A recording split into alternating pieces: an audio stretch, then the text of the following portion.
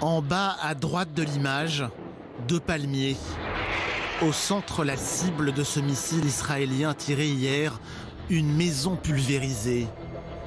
Celle du chef du bureau politique du Hamas dans la bande de Gaza. Yahya Sinwar était censé se trouver dans le bâtiment avec son frère. 24 heures après le tir, pas de confirmation, mais pour Tsahal, une forme d'avertissement. Le Hamas a commis une grande erreur en décidant d'attaquer Israël. Tsahal répond en attaquant, selon des plans déterminés. Et nous avons encore plusieurs étapes de riposte devant nous. À Gaza, le drapeau vert du Hamas est partout. Avec la profession de foi de l'islam imprimée dessus, le morceau est brandi par les paramilitaires en parade. La semaine dernière, il recouvre aussi les cercueils des commandants militaires tués par les raids israéliens. En 3 décennies, le Hamas s'est bâti un monopole dans l'enclave de Gaza. Dès l'origine, ce mouvement proche des frères musulmans rejette les accords d'Oslo. Alors que le Fatah de Yasser Arafat signe la paix, le Hamas, lui, veut la destruction d'Israël. Son moyen, des attentats suicides dans les années 90-2000, l'organisation indemnise financièrement les familles des kamikazes.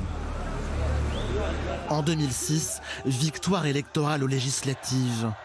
À Gaza, le Hamas éjecte le frère ennemi du Fatah.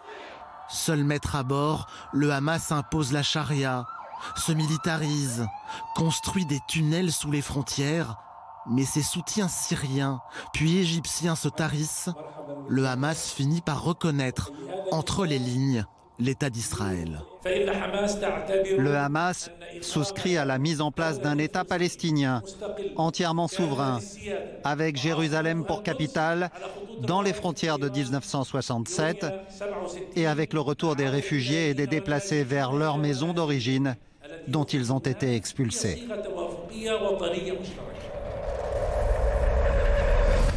Prêt pour une solution à 2 États, mais aussi prêt à en découdre. Sur la chaîne de télévision du Hamas, la propagande vante les nouveaux missiles longue portée, comme l'Ayash, supposé atteindre la distance de 250 km. Israël massacre. Israël bombarde les tours. Ils pensaient que la résistance reculerait devant eux, mais ils ont été déçus. Chaque fois qu'ils frappent, nos bataillons, nos missiles et notre résistance les devancent d'un pas.